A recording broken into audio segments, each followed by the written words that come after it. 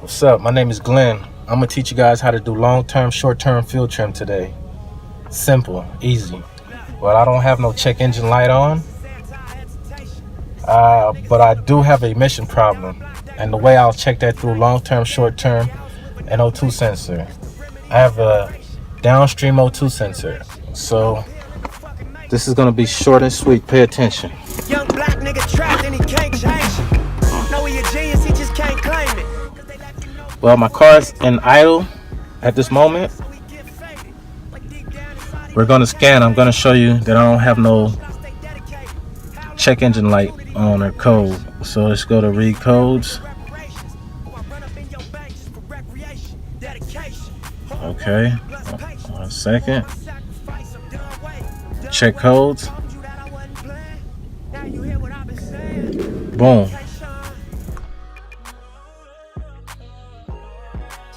Scan successful. 1 second. This is how I figured out that I did have a emission code. I went to a small check. I did a small check. I did a scan. Everything passed. Everything passed except for this one, which is the evaporative system. That is my evap system, which I will show you guys a video on that one. I will have a video on that one. I'm working on that. But right now I'll show you guys long-term, short-term field trim, which that can have something to do with it too, but I'll show you guys how to figure that out.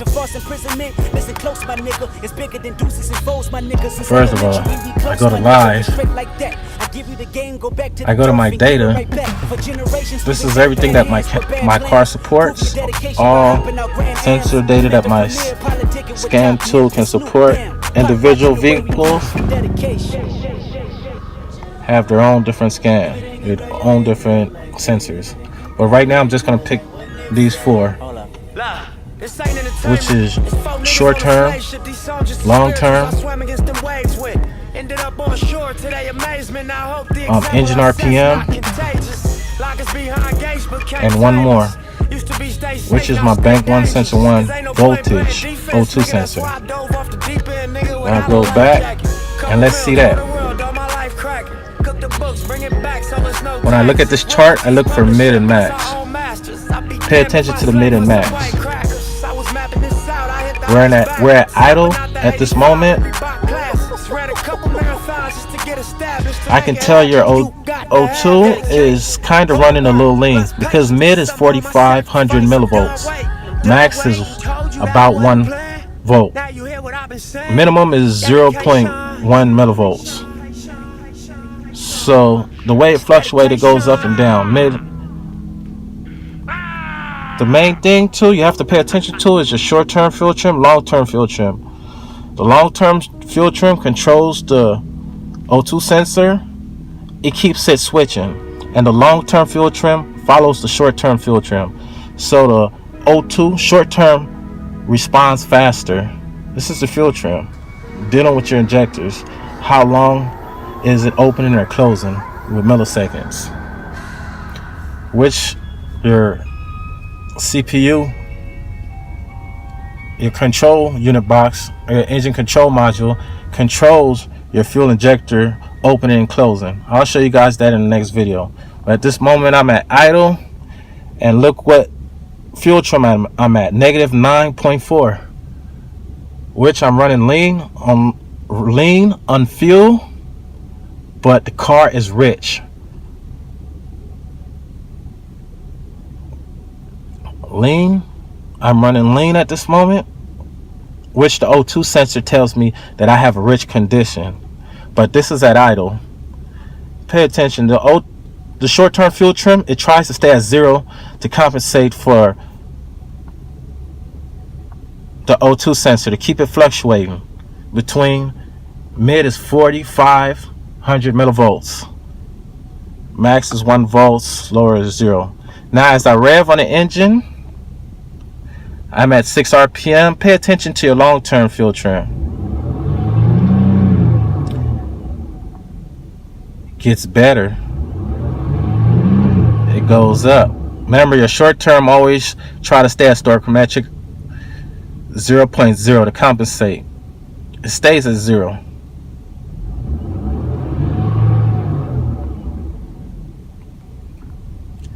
Your short term always responds first. It can respond from a negative 30 to a positive 30, but it tries to compensate for the O2 fluctuating. If it can't, it dumps off into the long term, which is permanent. It means it's been permanently learned and it stayed in there, which needs a fix. You're at 7.0 at idle. As I step on the gas, you notice it gets better.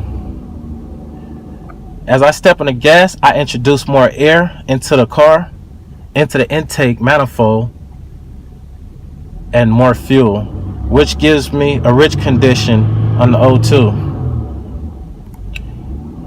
And then your long term goes down. The short term compensates.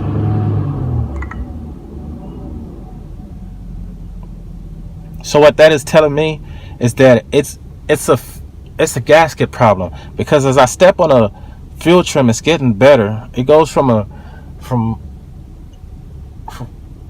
low fuel, which is a rich condition, and it gets better. It compensates for it, because I'm trying to get that -4 back to 0, which is it's staying bad. As I stay in idle, it's going bad. But as I press on the gas, it gets better, which is telling me a vacuum leak. It gets rich because I'm introducing more air into it. This is your RPM. And it gets long term, it's getting better. Short term, always try to compensate and keeps the O2 sensor fluctuating, so it'll go to 0.0%. Pay attention to that. The short term fuel trim is very important because it compensates for that and the long term too. So the short term reacts first, then the long term. Now I'll give you guys a side view.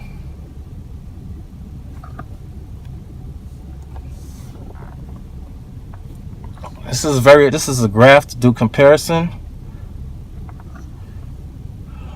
RPM is at the bottom. Let me take a photo of this.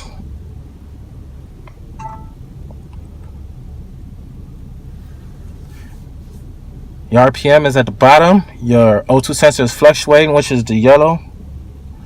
Your long term is that solid blue behind the O2.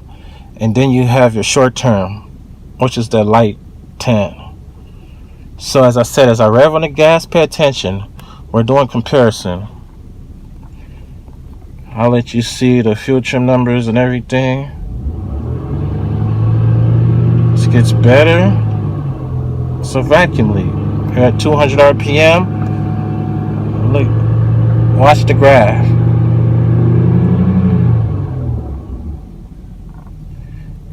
Yes, we want that long term to go up. It's doing exactly what I want it to do. It goes up. It's compensating. As I rev on the gas, the pedal, my long term O2 goes up, which goes from -6%. It goes up to -3. I'm trying to bring it back to 0%.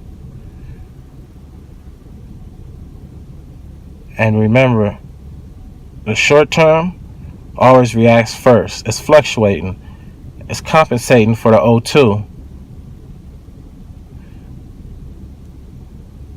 And the long term.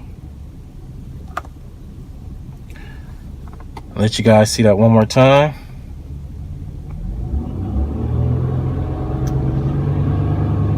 It's a gasket problem. It's a gasket in the engine. It can be an oil pan gasket, a head gasket, manifold gasket, any kind. How I will solve this problem, I will use propane fuel with a small tip, small nozzle. And I will spray around the head gasket, the intake manifold, behind the manifold, and around the intake area. I try not to spray around the spark. or the ignition coil and module. It's a prime example of a gasket problem. It's probably, I'll say this is a oil pan gasket problem, because I also did a smoke check and I checked a lot of other things, and I also fixed a lot of things. So let's rev this one more time. You see, let's check our specs. See, we're at -8 long term, which negative means that you're running rich. You can't. I understand that he has a emission, he has a vacuum leak, and he also, I believe that he has a fuel problem. It can be anything, all sorts of. It can be a fuel pressure, a fuel regulator, can be a leaky fuel injectors, can be missed spark plugs. It can be anything. I'll show you guys that in another episode. I believe that he has bad plugs too, and kind of, I guess, leaky fuel injection. I'm not sure, so I have to do a full check, but I also do know he has a vacuum leak though. Because look, as I rev on the gas, pay attention, you're at -10. As I rev on the gas, I introduce more air to the O2.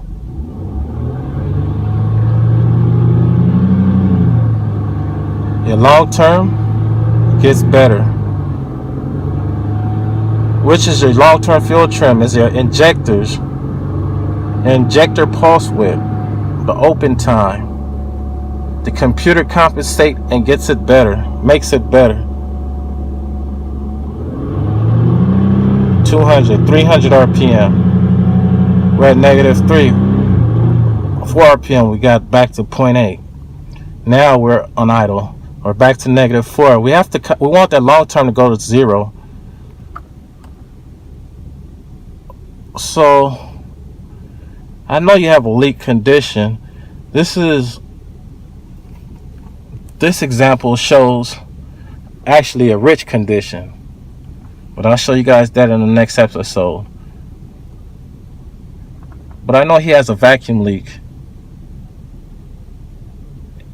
in his oil pan, at his oil pan gasket, because he also said that he has to always put oil in his car every 2 to 3 weeks.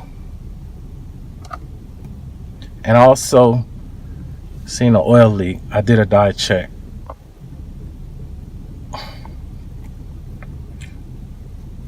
There's many ways you can verify that he has a vacuum leak: through emission check, long-term, short-term fuel check. You can use a smoke machine. You can use propane, spray around the leaks. You can also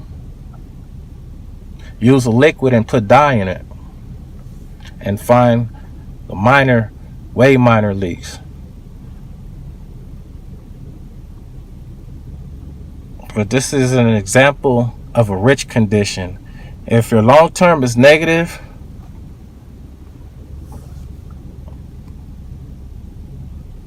you have a rich condition. It means your O2 sensor. A rich condition means that you're getting too much fuel. It's too much fuel that's getting into your engine. It could be a leaky fuel injection. It can be a regulator. It can be a fuel pump problem. It could be all sorts of problem. But too much fuel, or not enough air, not enough pressure, not enough air in the intake. Remember I told you? It's too much fuel. He's getting too much fuel, or he's getting not enough vacuum air or vacuum pressure. One or the other.